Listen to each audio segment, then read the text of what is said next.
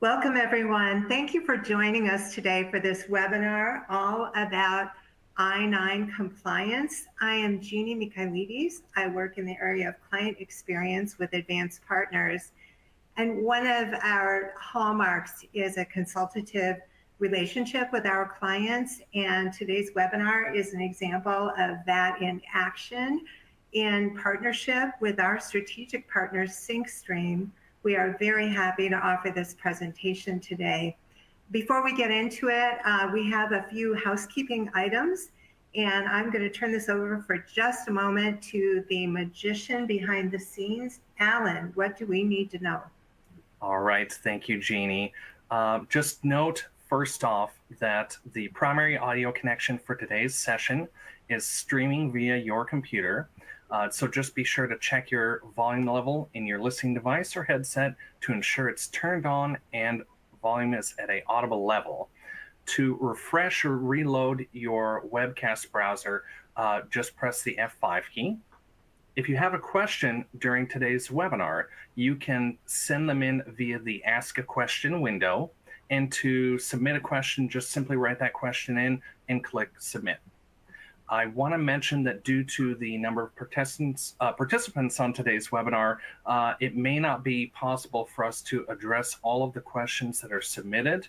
We will plan on having a short Q&A near the end of this session to address some of the common questions asked.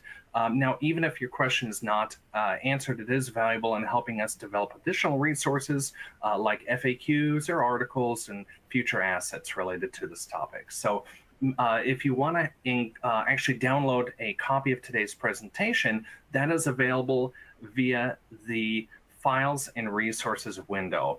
Just select that and can be downloaded at any time during the event. I also want to mention that this session is being recorded.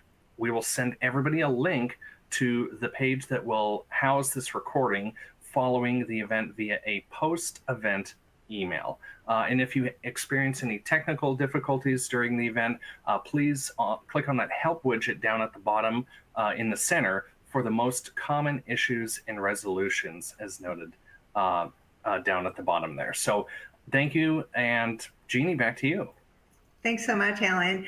And for today, I wanted to give you a glimpse of our agenda, if we could see that, please. So we are going to be covering the kind of the background of what is a clear, or what is I-9 form, what are the requirements, what happens if you're out of compliance, which is really a focus, I believe, of the presentation, and what are some of the solutions that you can look for. So it is my absolute pleasure to introduce you to our presenter today.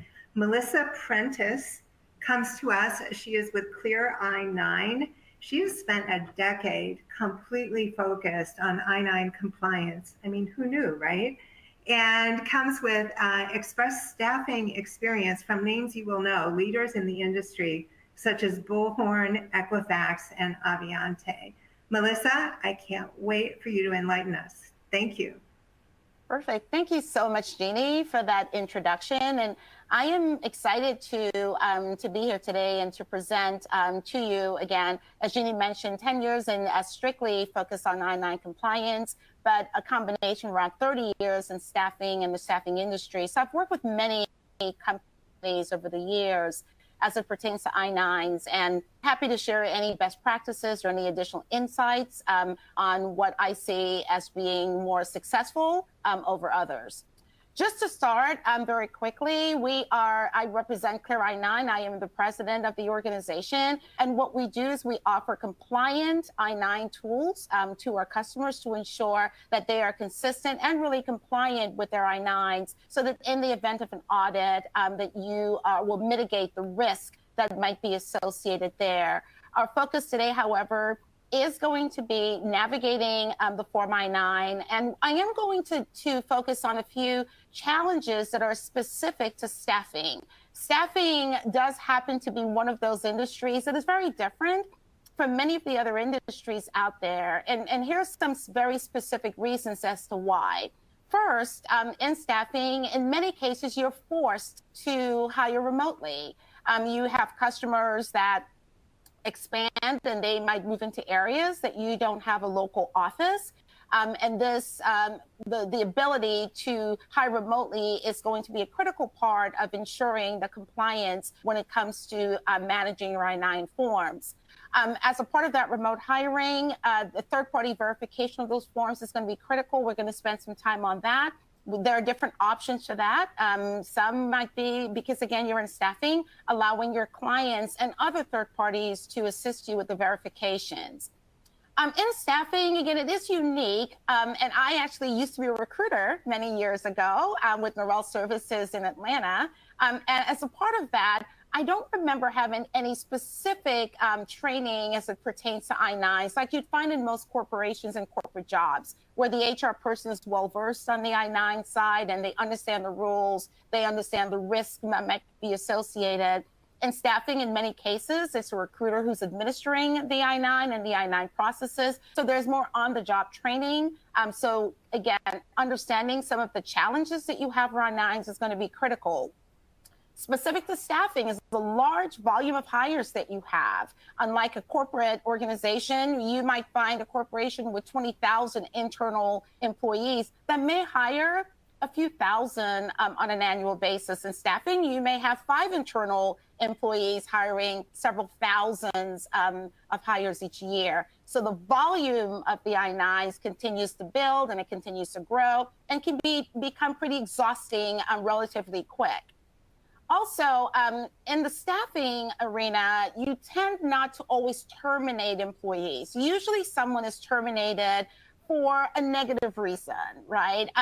Unlike a corporation or non-staffing organization where they would go in and they would terminate someone who leaves the organization. That's not happening in many cases on the staffing side. So there are some unique challenges there. And then the increased cost per hire. Again, if you look at any corporate or direct hire type organization, they're going to hire someone, they're going to onboard them, they're going to put them through training, and that person may work with them for 6 months, a year, 10 years, 20 years or more. In staffing, there is a sensitivity to the cost of per hire, mostly because you may onboard someone who may never work for you, so there's no real revenue generated from there. So I know there's more of a conscientious effort to keep the costs low on the staffing side. And again, that still relates back to fines associated and mitigating those risks and keeping those fines minimized. Now, let's talk through some of the Form I-9 compliance concerns. And there's a Form I-9 roadmap that I think everyone on the call would be familiar with. At the start of this process is sending out Section 1 of the I-9 to the employee for completion. That, of course, has to be done on the first day of work for pay, typically for Section 1. And then Section 2, that critical area of the I-9 where it's really important to accept or review the documents the employee is providing, and complete Section 2 will go into how thorough you'll have to be there. But of course, it has to be done by the 3rd business day based on the hire date of the employee. And then there's Section 3, which is used for re-verifications or rehires. Those aren't, of course, used.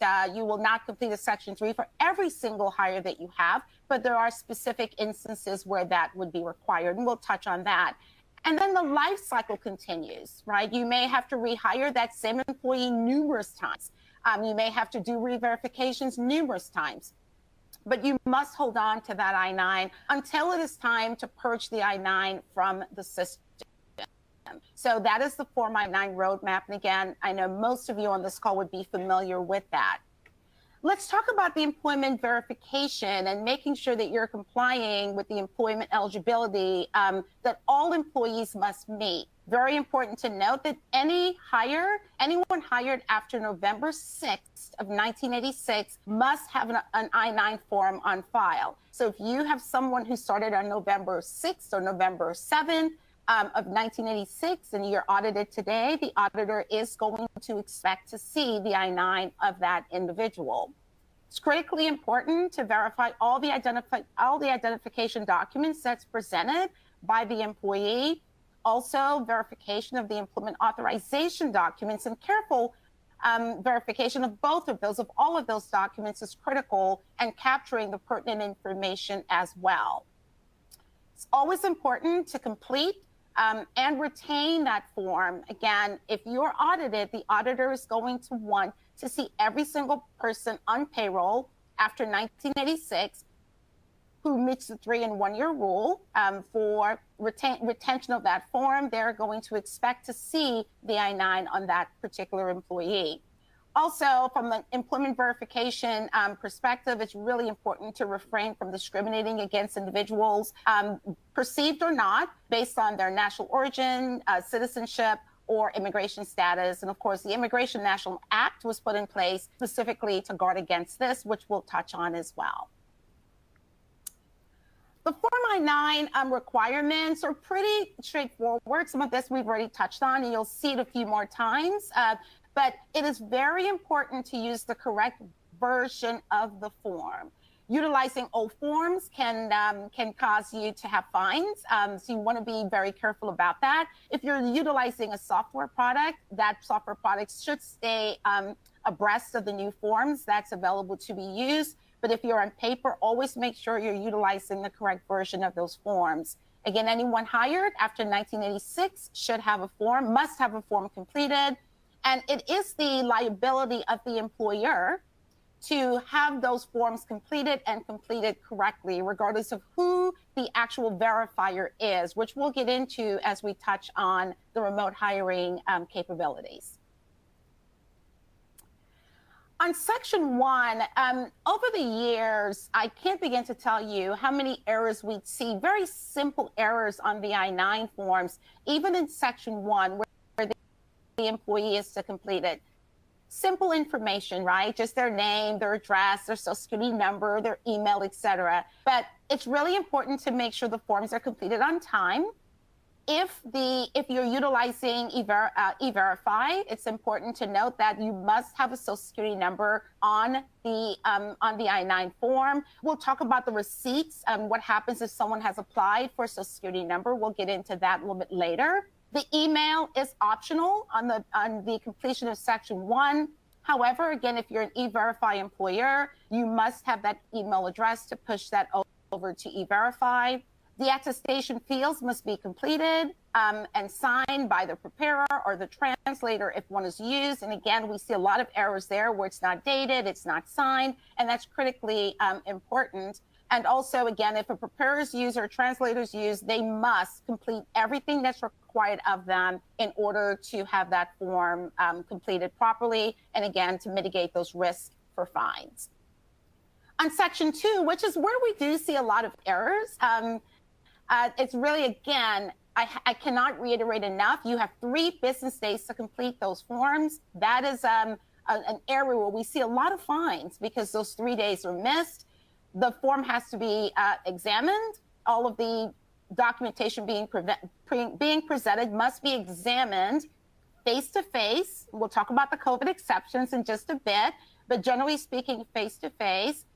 The form must be completely filled out, signed, and dated correctly. We've seen it where it's on the form, it's month and year, month and day, there's no year, and all of those things, again, they will incur fines. So you do want to be very careful about that, as simple as that might sound.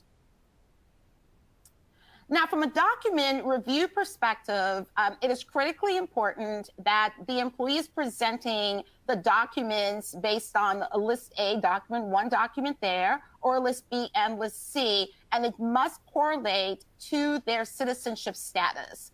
If you're doing this on paper I-9s, it's really important to pay very, very close attention to that. You do not want to have someone who said they're a U.S. citizen, but they're bringing in a foreign passport, for example, or vice versa.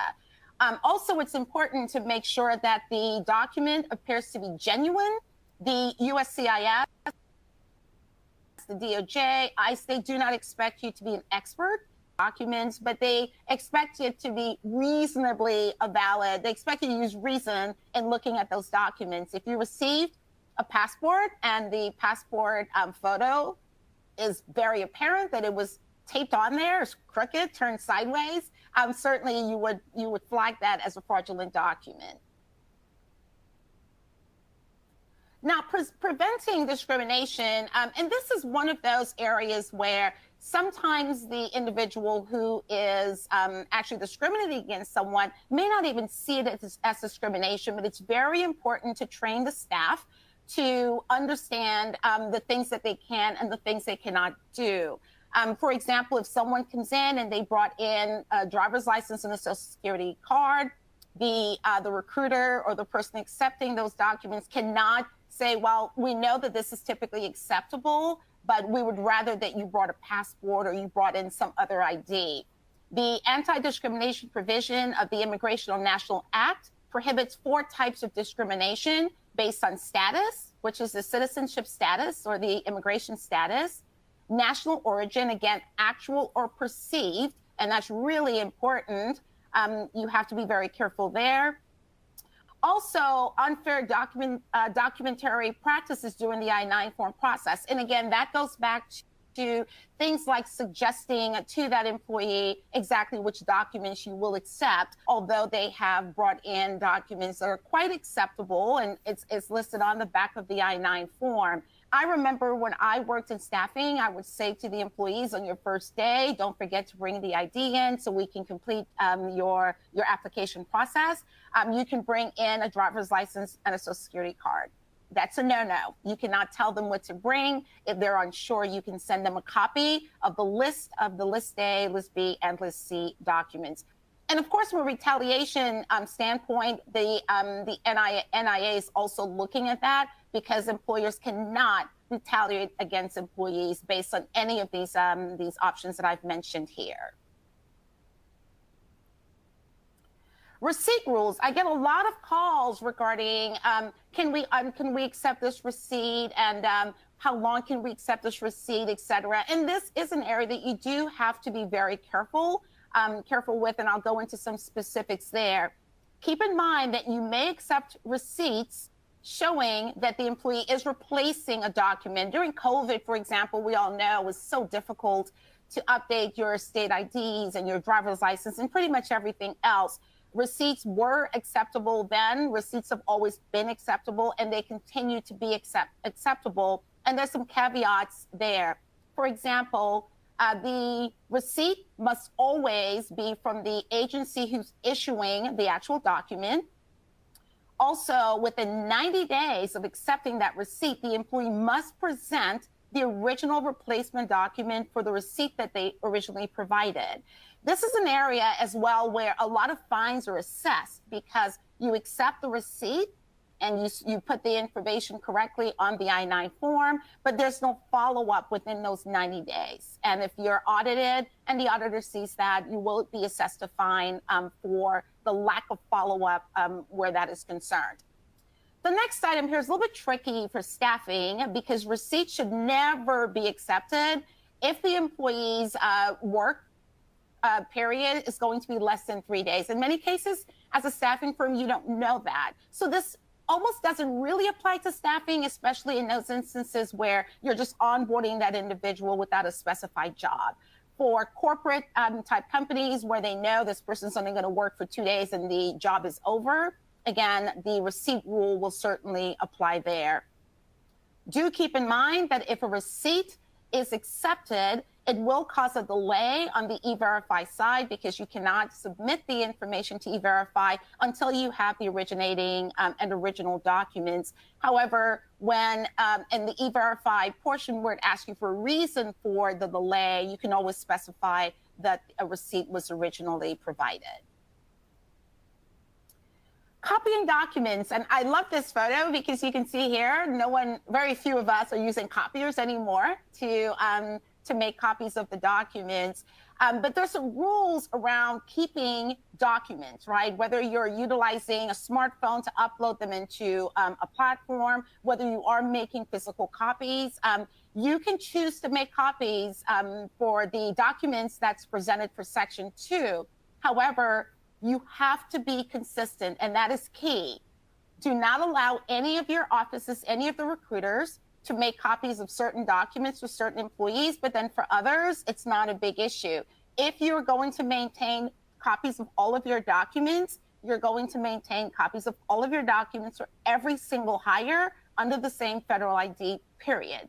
Those inconsistencies are what the auditors are triggered by, and that is what they are looking for.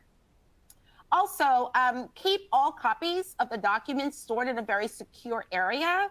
And when you are destroying the I-9 form itself, or you're purging the I-9 form, make sure that you are destroying any of the supporting documents that go along with that I-9 form. Now, if you are an E-Verify employer, you must photocopy the following documents: List A, U.S. passport or passport card, the I-551 lawful permanent resident card, and the I-766, the employment authorization document. Those must be copied if you are an E-Verify employer, whether or not your practice is to always maintain copies of all supporting documents. Reverification, another area where there seems to be a lot of confusion. When do we re-verify? When do we use Section 3 of the I-9 form? If you're doing this through an electronic product, typically the reminders and notifications as to whether or not you're using the right task or the right action. If you're doing this on paper, remember that you must re-verify using Section 3 of the form if the employee's temporary employment authorization document has expired. Whether the document or the eligibility has expired, you must re-verify that particular employee's information. You can re-verify or rehire if you terminated someone and they return within those 3 years of termination and the form has not yet been purged. You may use the re-verification option. Now, it doesn't mean that you have to wait 3 years. It doesn't mean you have to wait 2 years. If your policy is that if someone, and I've seen this in staffing, we have some where they'll say if the employee hasn't worked in 6 months, when they return, we do a re-verification. Maybe it's a year, maybe it's 2 years. You can put those rules in place, but again, please be consistent with whichever option or time frame you are utilizing for that. Very important, however, to note not to re-verify ever anyone who's currently working, not to put them through the E-Verify process again. So if you're going to do a re-verification, no E-Verify on that internal hire or that existing hire. Re-verification documents, there's a list on the left-hand side that talks about the re-verification document. Such things as the expired permanent resident card, the I-94 with the temporary I-551 stamp.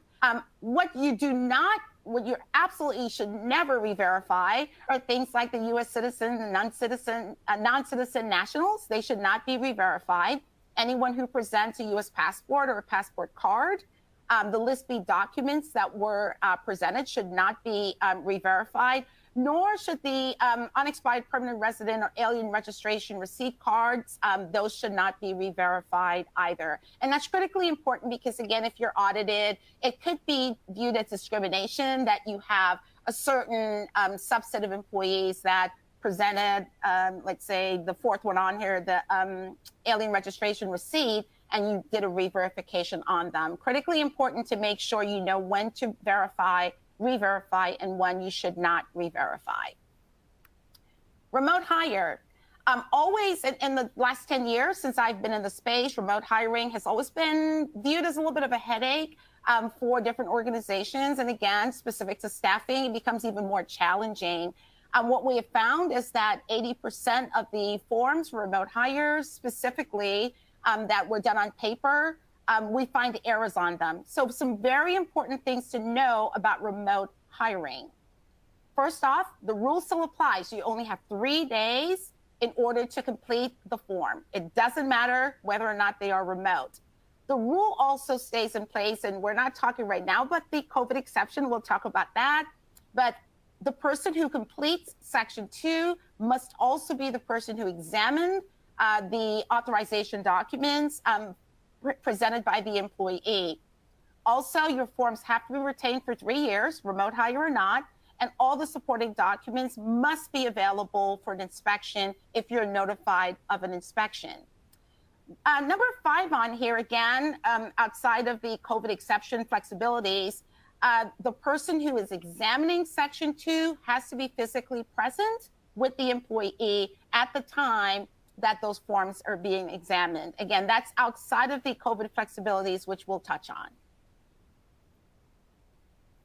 Physical review flexibility. So this goes right into the DHS and ICE. They announced some flexibility specific to COVID a few years back when everything was shut down. There was a lot of confusion around this. I know many employers who did not use the flexibility rules, and I'll explain why, but they are still in place. They are scheduled to expire June 31st of this year, so it's rapidly approaching. I know it's been extended a few times. I don't see it being extended this time, but we're talking about the federal government, so who really knows? But the rules there apply to employers operating remotely. So if that employer is operating remotely and the employee was remote, then you could use the exception, which is the ability to review the forms remotely. So we can, whether it's webcam, faxing, texting, et cetera, that was an option. Also, the written documentation around that. Employers must provide a written documentation of what your policy is, because if you're audited, the auditor wants to see what that policy was that was put in place during COVID so that everyone, again, was consistent with that rule. On the remote inspection date, you must input the date that the I-9 was remotely verified. And when the 3 days of resuming business, when that date approaches, then you must update that information. And again, the critical part there is to note, and again, there's been a lot of confusion around this, so I do want to be specific in stating that when the government lifts the COVID flexibility rules, you still, as of right now, will only have 3 business days in order to physically perform a review of the I-9 or of the documents the employee presents. And that's really important. I've spoken to so many companies that believe that during COVID, they can use the flexibility and they're fine and they're good to go. Please keep in mind that when the government lifts the COVID flexibility rules on July 31st, you will have 3 days from that date in order to do a physical inspection of every single employee who's still currently working for you, review their forms in person. So that has to be done. And also, it's really important to stay abreast, especially if you're not using a tool to manage this process. It's really important to stay informed regarding what's going on with the policy, what the changes are, when the, is it going to be 3 business days that you have? All of those, keeping abreast of all of that's going to be critically important for you and for your I-9 forms. Let's go into the investigations. I do get this question quite a bit. Do you really think that I'm at risk of an I-9 audit? And the answer is anyone's at risk, just as much as we are, any one of us individually might be at risk for an IRS audit. They can come knocking on my door. I might get a letter that I'm being audited by the IRS. It's very similar to the risk of an I-9 audit by DOJ or by ICE. The integrity of the I-9 records is just as important as the integrity of the tax records that you keep on a personal, from a personal perspective. So it's really important to continuously think audits as you're managing your I-9 forms, and always make sure you have best practices in place to help you with that. Keep in mind that when they are deciding on who to prosecute, not having a form is just as bad as having a form with a ton of errors on there. So sometimes someone might think that, oh, we can get rid of these forms, they were so bad. But that's a smoking gun. They're just going to dig a little bit deeper. So you want to make sure that you do keep all of those forms intact. When you do receive that NOI, you only have 3 business days to prepare for the audit based on the requirements or the request from the agency that has notified you. It's really important not to destroy any documents, any attachments, any old I-9 forms after you've received the NOI. And that's why it's really important to stay abreast of where you are with your I-9s and to ensure that you are always, in as much as you can, you're always compliant with your forms. You're purging the I-9s once they're eligible for purging and so on. Because once you receive the NOI, you cannot destroy those documents. And if you are notified of an inspection, it's really important to contact your counsel, make them aware. If you're using an electronic provider, make them aware ASAP. Think of it the same as you would if you received a notification that you were going to be audited by the IRS. You're going to call your accountant.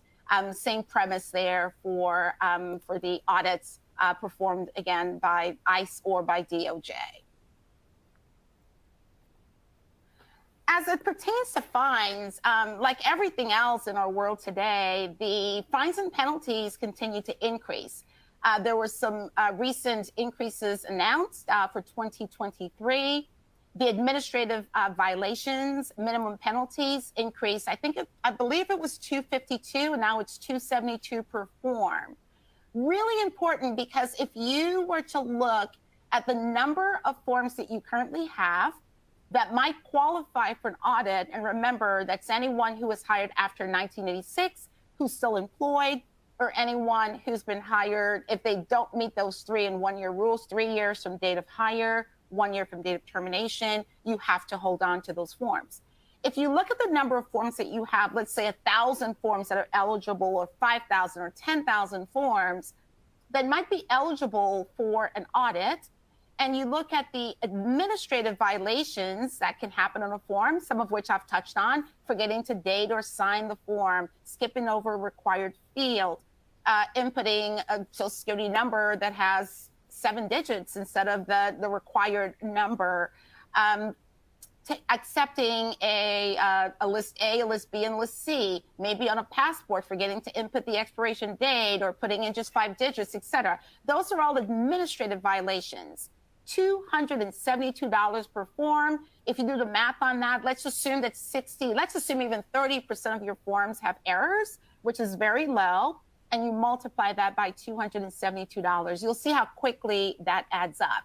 And the fines can, at the low end, would be $272 per form, but it can go as high as $2,701 per form just for administrative violations. If you're looking at recruiting, referring, and rehiring violations, the fines there are much higher. For the first offense, it's $676 per form, all the way up to $5,400 per form. Second offense goes a little bit higher, goes all the way up to $13,500, and that could be, again, as a reminder, for 1 form. And the penalty for third offense can go all the way to $27,000. So the fines are continuing to increase. The audits continue to increase. And quite frankly, it's a way for the government to recoup some of the costs that they've lost. So we don't see the audits going away anytime soon. Oops, went too far. How the penalties add up, I just touched on that, but again, I'll just quickly reiterate, and as Alan mentioned, you'll have a copy of this, so you can always review it.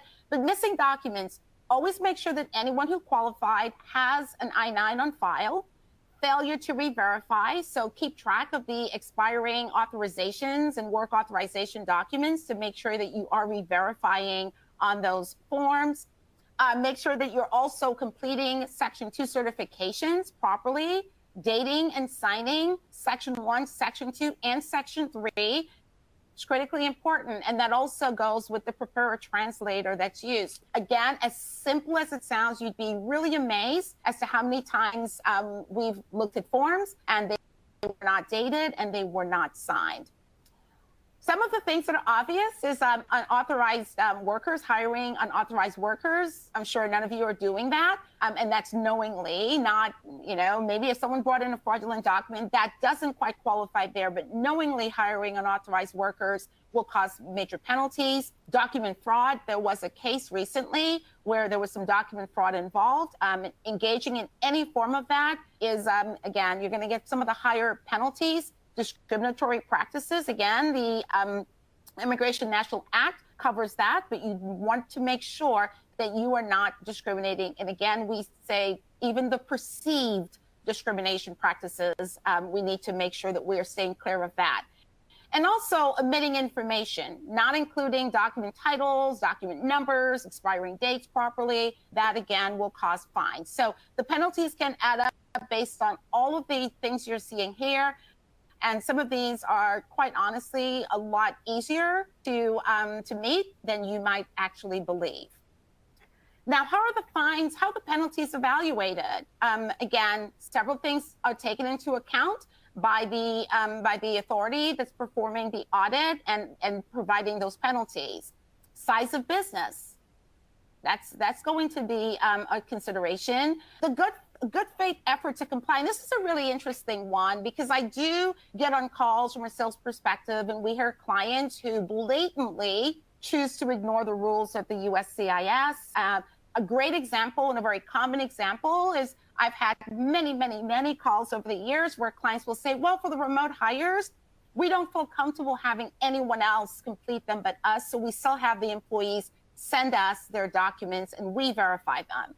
That is not a good faith effort to comply. You're blatantly ignoring the rules and the regulations that have been set forth. So you want to make sure that you want to show that there was always an eagerness to comply with the rules, and that will certainly help you from an evaluation of the penalties. The seriousness of the violation, again, is taken into consideration. If you're knowingly hiring unauthorized workers, certainly you're going to be fined heavily there. And also any previous violations. So if you were audited previously, they will go back and look at the audits that you had previously, how you did there, and look to see if any improvements were made or if you continue to make the same mistakes. There are also several pitfalls. A lot of this I've touched on: incorrect information, missing signatures, dates, not checking off boxes that needs to be checked, having employees working and not having the forms available. That's a big one. Keeping the copies of the IDs for E-Verify. Are you doing that? Are you consistent with that practice? Did you view the original documents? They are truly looking for that. They want to make sure that you're looking at original documents and not copies of them. Have you done re-verification on those forms that needed to be re-verified? And are you purging based on the 3 and 1 year, 1 and 3 year rule? 3 years from date of hire, 1 year from date of termination. Those are all pitfalls and all things that the auditors are looking for. Here's something that most of you are probably familiar with, but there was a few recent staffing company penalties that occurred. One staffing company was fined $1.5 million for violations on the forms. And these were simple things. These were Form I-9s that were missing, not dated. Section 1 was completed, but not Section 2. Section 2 was completed. There was a list B and not a list C. So the fines do add up. And I believe that was around 1,400 forms. So it wasn't a lot of forms that was included in that audit at $1.5 million. Another staffing firm was fined this year, just a few months ago, $250,000 by the DOJ for violating anti-discrimination laws during the I-9 process. So again, you want to understand what those laws are. You want to share those with your staff, and you want to make sure that those are not being violated. Now, we've touched a lot about on forms and files and issues and errors and how they all occur. I will, I do get this question quite a bit as well. Do I need to look at an I-9 solution? We're doing it on paper. We feel very comfortable in the manner in which we're doing it. And I do want to share with you why a compliance tool would be helpful to you. Number one, it's going to allow you and insist on consistent practices. So regardless of which office, which location is completing the form, which office location is required for following up, it's going to be consistent throughout the organization. Doesn't matter location or even recruiter. Again, protecting you from those Form I-9 audits with making sure forms are completed on time and having reminders set. That's critically important. And then, of course, the margin for errors will drop drastically by utilizing an I-9 system to manage your I-9 processes. There are lots of benefits to utilizing a software. Again, we touched on compliance, accuracy, having someone, negating the need to have someone stand over the employee's shoulder to make sure that they're completing the form correctly and Section 2 is being done correctly by the recruiter. The accuracy of that is going to really, again, minimize your fine and really mitigate the costs that you might have there if you're audited. completing the forms timely, having something or some system to remind you that this employee is about to miss that 3-day deadline is really important. Checking for errors. And again, there's that word consistency that's critically always very important in the process. Utilizing a system that is configurable, again, which will conform to the specific processes that you have internally. For example, are you going to keep copies of the documents? We're going to make sure any system, any good I-9 tool is going to make sure that that is consistent. Also, you want something that's mobile friendly. A lot of forms today are being completed via mobile devices. So it's really critical that whatever tool you're using does allow for that. It also makes it easier for the signature options. It makes it easier for uploading of documents, and really just the use of the ease of use for that employee to make it a better experience for them in the onboarding process is critically important. Also, and I've touched on this, but the e-signatures is going to be a real value to you as opposed to having to print things off and manually sign. Getting a system that provides notifications and alerts of receipt follow-up, documents that were not uploaded, work authorizations that are expiring, Social Security numbers where the employee applied and now you have to follow up on that. That's also going to be very important in the process, and tools like ours will assist you with that. What I've done is just provided you a couple of screenshots of the Clear I-9 system. You'll see there's key summary information to remind you of any I-9s that are incomplete for Section 1 and Section 2. That goes right back to what I mentioned regarding the fines. Critically important to have that information at your fingertips and to be aware of what's happening there. Also, and again, the E-Verify, where are you with E-Verify? Our system does provide a bi-directional integration with E-Verify, so you don't have to log into E-Verify to manage these processes. But here again, and I know this is pretty small, but the work authorization expirations, receipt follow-ups, these are really important part of managing the entire life cycle of your I-9s. And the list goes on here. In managing your non-compliant employees, those employees who did not meet the 3- and 1-day rule, the system will notify you of that to make sure that you are following up on those employees on a consistent and in a timely manner. So that is the end of the presentation from a webinar perspective. I would like to open this up now and turn it back over to Alan for questions. Thank you. Wow, great content. I do have a few questions for you here. So Melissa, the first question that came in reads, we use E-Verify. Why would we need an I-9 software system? Is it the same thing?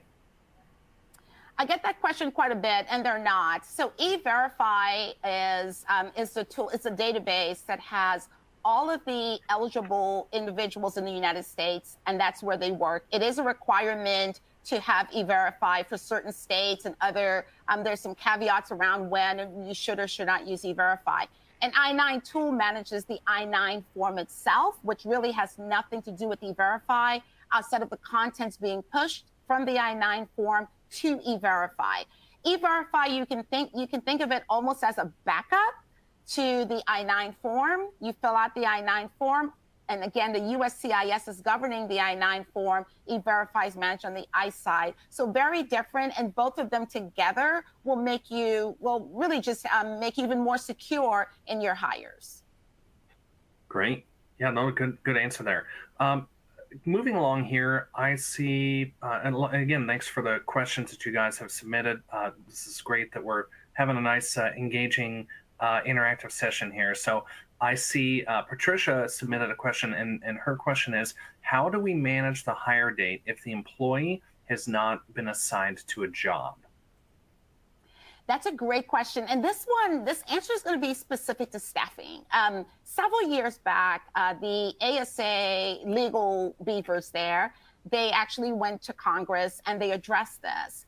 As a staffing organization, you have a couple of options. And again, the key there is to be consistent. The first is, if you choose to utilize the date that you're putting the employee in the employment pool, you can use that as their hire date. So for example, when the employee comes in, they fill out the application, you've had your interviews with them, you've made a decision that you are going to place that employee, that's the day you're essentially releasing them into the pool. You can use that date as the hire date. There are some staffing firms where they will wait until the employee is actually placed to utilize that as their hire date. It really just depends on which you choose. Most staffing companies will use the date that they've put them into the pool, so they don't have to remember once the employee's placed to go back and change the hire date. Again, the key there is to be consistent in whichever you choose. Hopefully it answers your question, Patricia. Great. Yeah, no, I love that. That's great. James and Mary had both asked questions. We'll answer, or we'll put them into the kind of the same category. So James asks, how does the system know when to purge the I-9? Mary asks, is it a requirement that the I-9 form be purged? So I think if you could provide some guidance around, purging the I-9 and address those questions. Great, absolutely. So the any system, any tool that you have to enter in a hire date. And if and when the employee is terminated, you must input a termination date.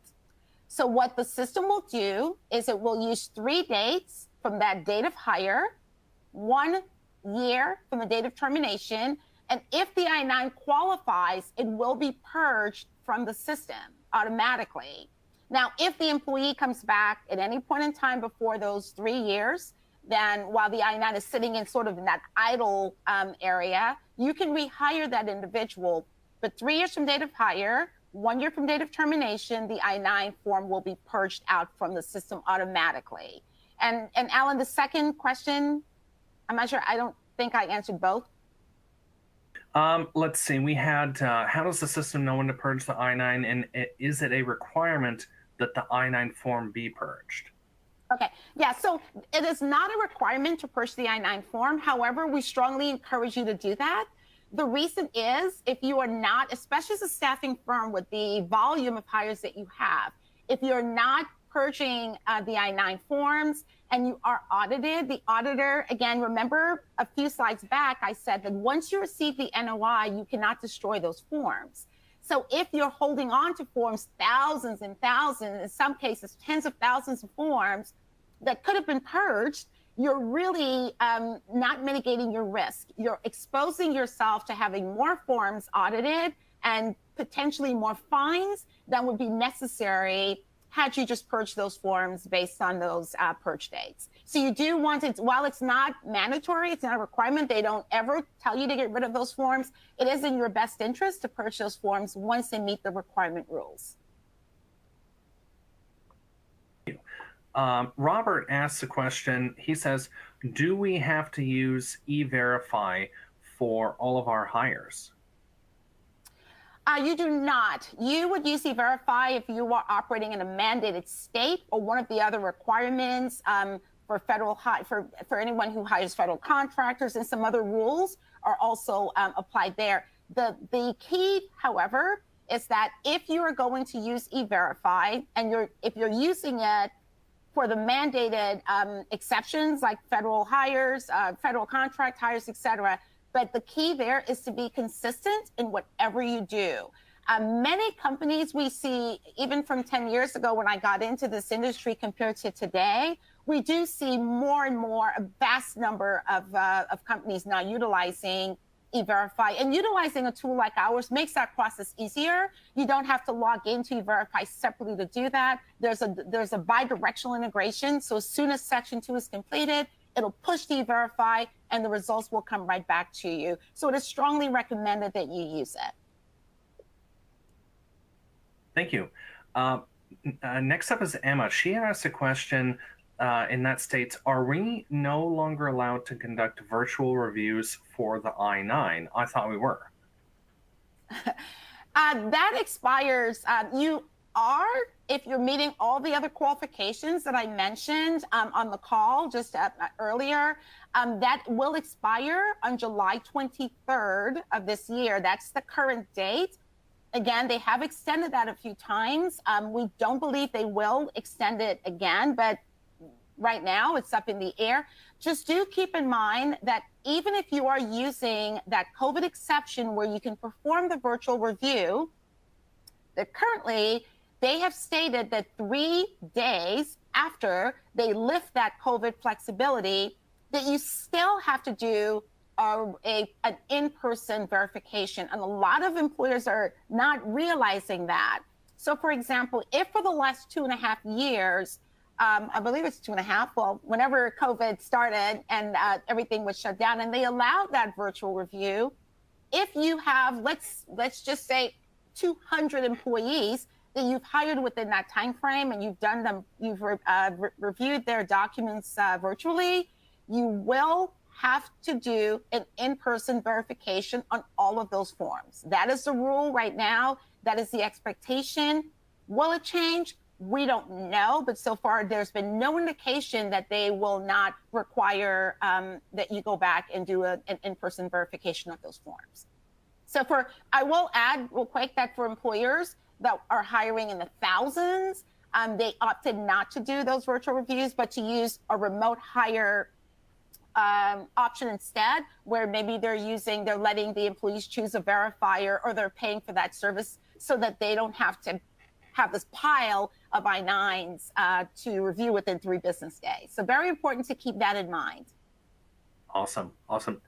Based on time, we have time for a couple more questions. This next one states, is it compliant to have a friend or family member complete Section 2 of the form for remote hires?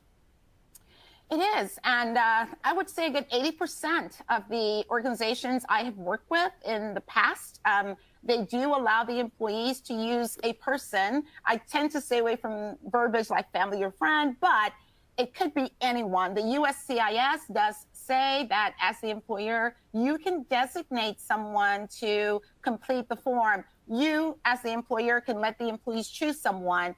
It is completely compliant. I would say if I had to guess, probably 90% of companies in America today are utilizing that option. If you choose not to, then there are always paid options that you can resort to.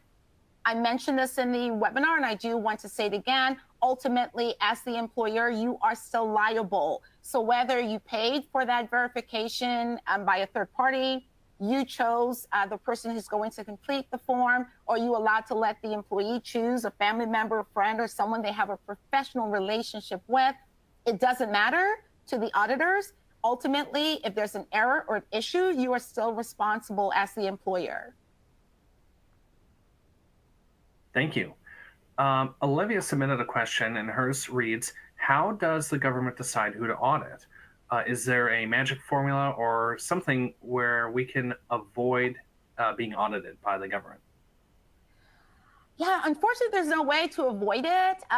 There are all sorts of reasons that can trigger an audit. Sometimes I think it's just a blind selection of let's go and audit 2 staffing companies as an example. It could also be triggered based on calls. Maybe if someone has applied and they felt discriminated against, that can trigger an audit. Maybe one of your clients, and staffing especially, it gets a little tricky because you are placing employees out to your customers. And if one of your customers is audited, as an extension, you can also be a part of that audit. So there's no real magic formula. No one has cracked the code on who is audited and when you're audited and when you can expect to be audited, or quite frankly, how to stay out of an audit. So that's the reason that we always the contents of what we conduct in this webinar is to help, our customers in this case, to help the advanced partner customers so that you are ready for an audit in the event that it occurs, just like you'd be ready for an audit if the IRS called you up today. We hold on to our W-2s and everything else. Same basic premise, but there's no magic code that we've been able to crack on that. Thank you. Great insights and great answers so far on some of the questions that our listening audience has submitted here. Just due to the interest of time, I'm going to throw one more towards you, and that is, does your system avoid all errors that cause fines? The system is designed to guide the user through the process for Section 1, Section 2, Section 3, and has all the reminders in place. Does it avoid every single potential error? No. If someone transposes a date or someone transposes a number on a passport, our system will not catch that. Outside of that, we do have very wizard-guided processes to avoid the common mistakes and the common errors that are made. So within, and as far as any system can control that, we've done our very best to make sure that we're mitigating the risks that are associated with errors that can be found on the I-9 form. However, there are some things humans can still get around, and errors that they can make that would not be something the system can control. So hopefully I answer that in a satisfactory way. It's certainly the best way I know how to. Thank you, Melissa, and thanks again. Great information, great Q&A. I'm going to turn it over at this time to Jeannie, who is going to close us out. Thank you, Ellen, and thank you, Melissa. Wow, I don't know about everyone still on with us, but I'm kind of reeling. That was great information. Melissa, do we have one more screen that gives your contact info, or will that be in our follow-up? There we go.